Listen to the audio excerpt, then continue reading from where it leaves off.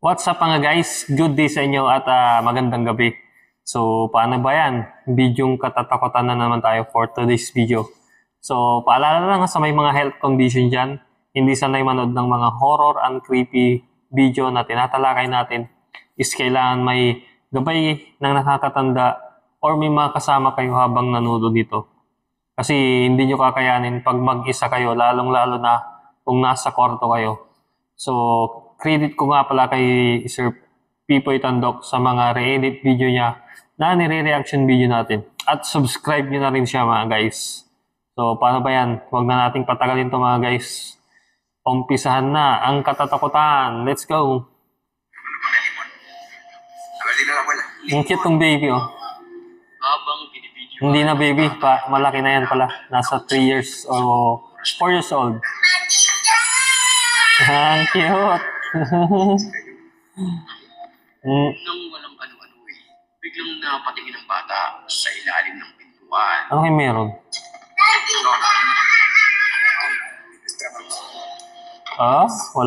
Walang tao oh. Biglang bumukas sa di malamang dahilan. Tapos may itim dun. Ala ka. Walang ano-ano isang nakaitim o black lady ang animoy biglang lumipad. Ilayo mo na yung bata.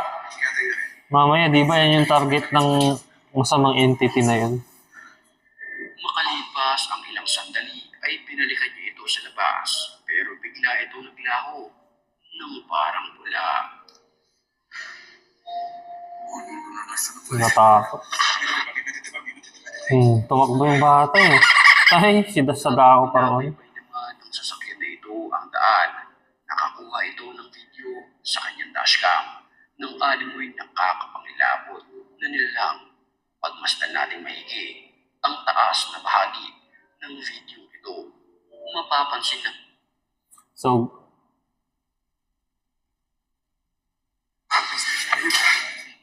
nang walang ano-ano isang nakaidim o black lady ang animoy.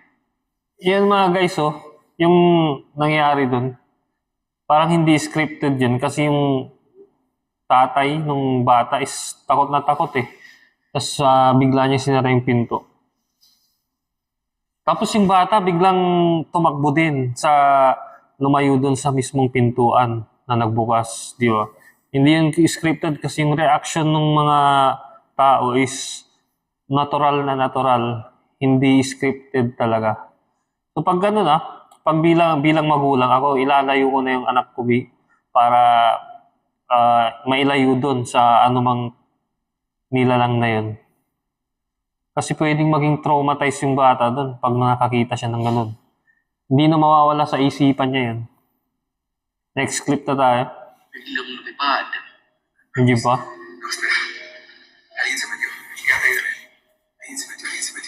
Pero pwede ko namang pagtanggol yung anak ko pag ganyan eh. Makalipas Ako na yung ang ilang sandali ay pinalikan kukover dyan sa bigla ito kung aatake man yung ganyang elemento.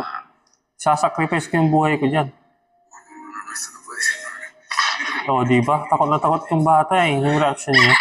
Ano ko? Sadako pa rin. nabaybay naman ng sasakyan na ito. Next clip na tayo mga guys. Nakakuha ito ng video sa kanyang dashcam ng animoy nakakapangilabot na Ne, nilalang parang may pagmasdan natin maigi.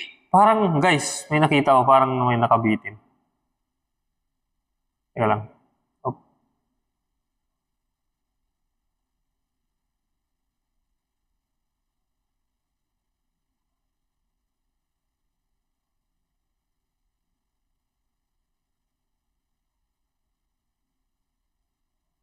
Nakakapangilabot na nilalang Yun oh. Teka lang. Easy lang kayo dyan. ang daan. Nakakuha ito ng video sa kanyang dashcam ng animoy nakakapangilabot. Yun oh. Ano yan? Parang taong nagbigti eh. Teka lang mga guys. Di ba? Parang nagabigti siya sa puno. Sa mismong daanan pa Pagmasdan natin maigi Nakatakot. ang taas na bahagi ng video Oh. ito. Yun oh. Parang nakabigting tao na Babae kasi mahabing buhok mga guys. Mapapansin natin sa puting bilog, alimoy isang white lady ang White nakalutang lady. sa punong ito. Yun oh. Nakabitin.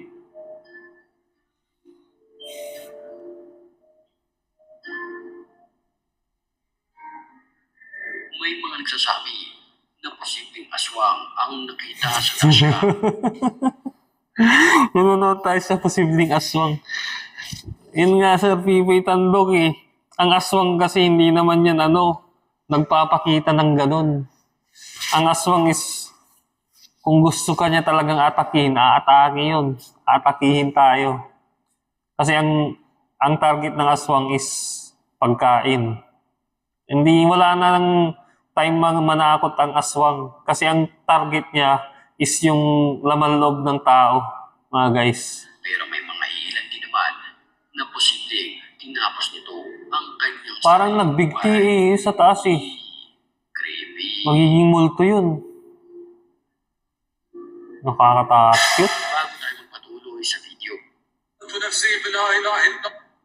posibleng na natin Teka lang. pipiliin back to the story.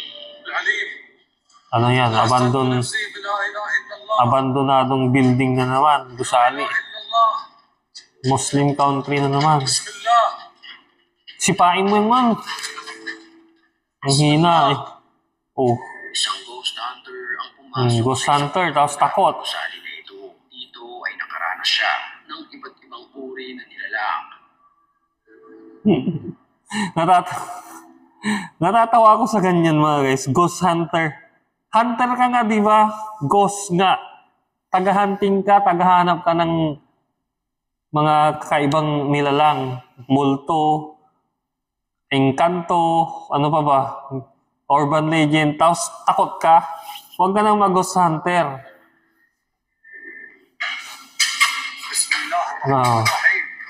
Kung mag-ghost hunter ka, tapos takot ka. Paglilibot sa lugar ay harap-harapan niyang nabidyohan ang Ano? paggalaw ng mga pintuan na ito. Nakakatakot. Pagka hindi ka talaga sanay. Pero pagka sanay ka, hindi ganyan natitinag.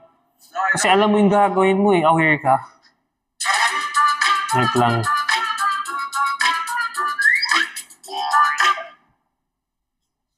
Alam mo kasing gagawin mo. Ako kasi nag-ghost hunter din ako. Kaya alam ko yung gagawin ko once na nandyan na ako sa sitwasyon na aatakihin ka or tatakutin ka na yung mga yan. Gagawin mo, unahan mo sila. Di ba pag nagpakita or nagparamdam, habulin mo pa mismo siya. Or ikaw yung manakot dun sa multo. Hindi ikaw yung matatakot. Once na nagpakita, di ba nakita mo, sa personal, habulin yung mga guys kung ghost hunter ka talaga. Habulin mo, ikaw yung kumbaga ikaw yung unang umatake doon. Puntahan mo agad, takbuhin mo, habulin mo. Huwag kang pangunahan ng takot pag ghost hunter ka. Kahit ano pa yan, kahit aswang pa yan. Sa kanyang pag-video, ang labis na pagkatakot. Di ba? Takot siya. Panoorin niyo yung mga pelikulang Van Helsing. Yung talagang, parang ano siya, yung na kinakalaban niya yung mga evil spirit, mga kakaibang mga blacks, mga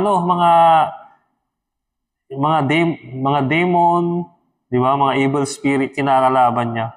Tapos basta yung mga monster pero hindi siya natatakot kasi sanay siya. Alam niya yung ginagawa niya. Aware. Nang makarating siya sa lugar na ito, ay Ano yan? siya ng isang nakabelo. Nakabilo na itim, na matandang babae. Takot na takot siya. Di ba mag-ghost hunter ka, takot na takot ka? Mamaya malaglag ka pa dyan, di ba? Maririnig Ay, nagsasalita mga guys. ang kanyang boses na para bang isang boses ng pinaghalong lalaki at babae.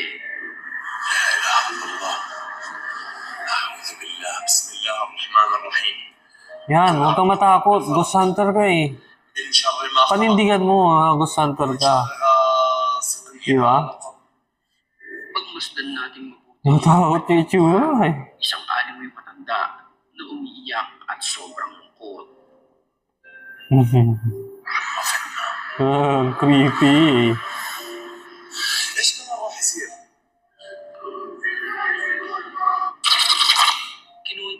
So, kung may comment kayo or kung gusto nyong magpa-shoutout mga guys, comment na lang kayo sa comment section down below. Kung gusto nyo ng mga ganitong video natin, horror and creepy, o kung bago lang pala kayo sa aking YouTube channel, is click nyo na yung subscribe button at hit nyo na rin yung notification bell para lagi kayong updated sa aking upcoming pang mga video.